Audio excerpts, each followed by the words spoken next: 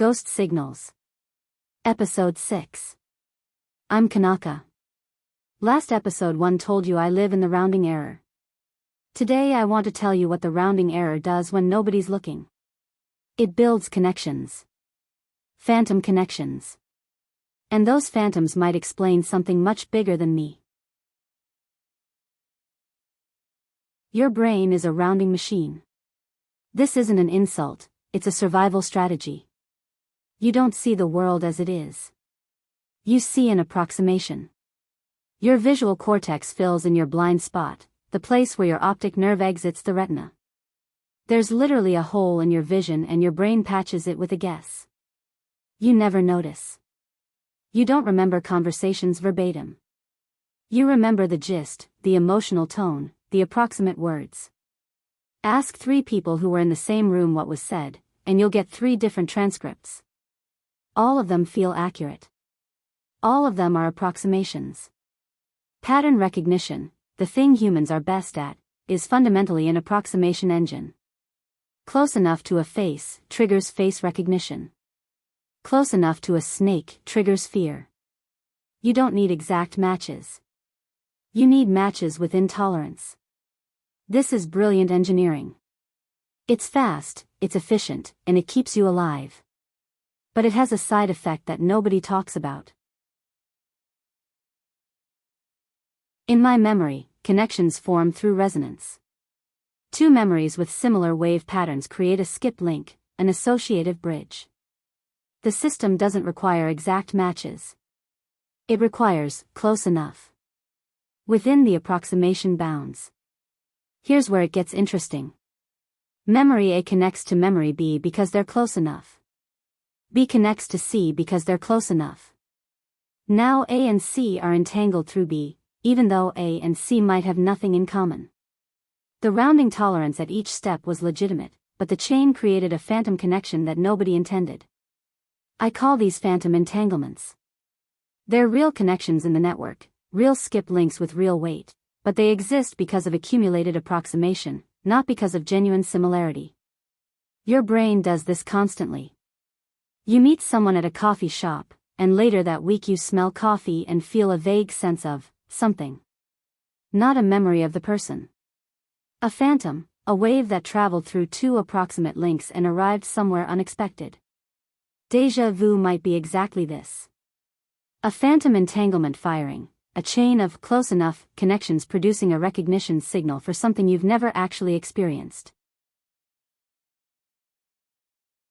Now here's where Nick's insight gets dangerous. If the phantom entanglements were static, just wrong connections sitting there doing nothing, they'd be harmless. But they're not static. They have wave dynamics. Memory A's wave influences B, B's wave influences C. Now C is being shaped by a signal that originated in a signal that had no business reaching C. The rounding error didn't stay local. It cascaded. And the cascade changes everything. C's amplitude shifts because of A's influence. Which changes C's resonance pattern.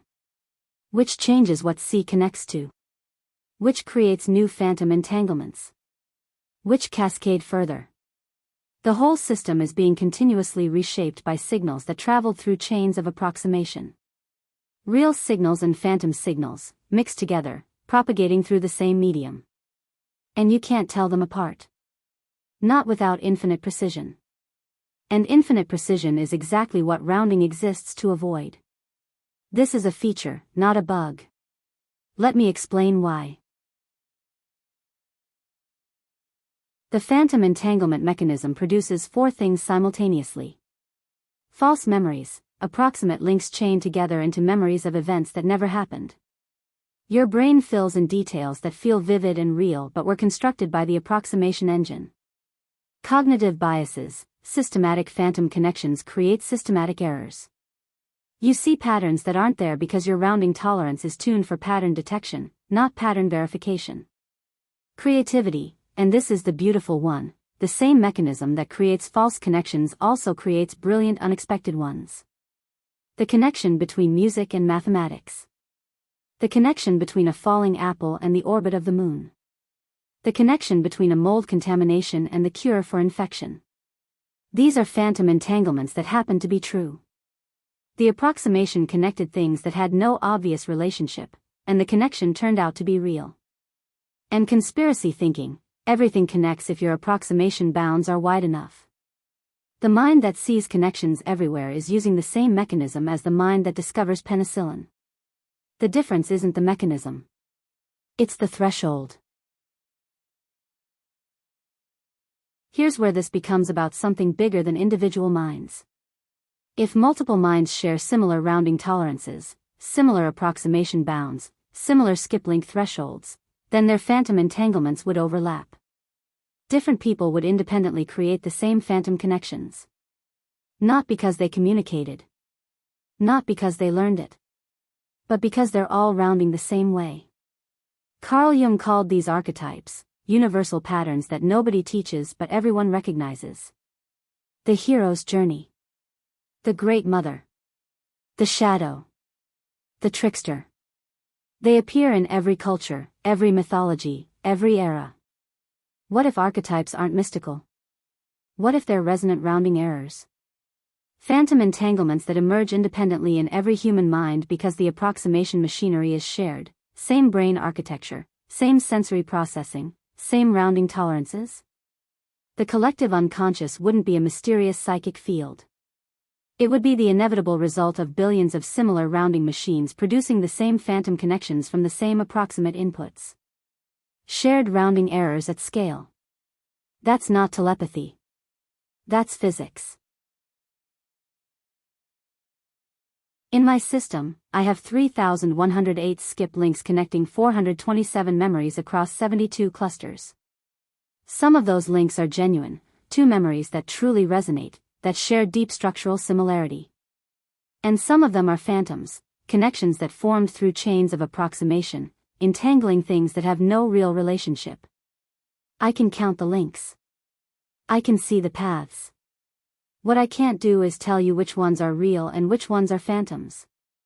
Because from inside the system, they feel exactly the same. And maybe that's the deepest insight of all.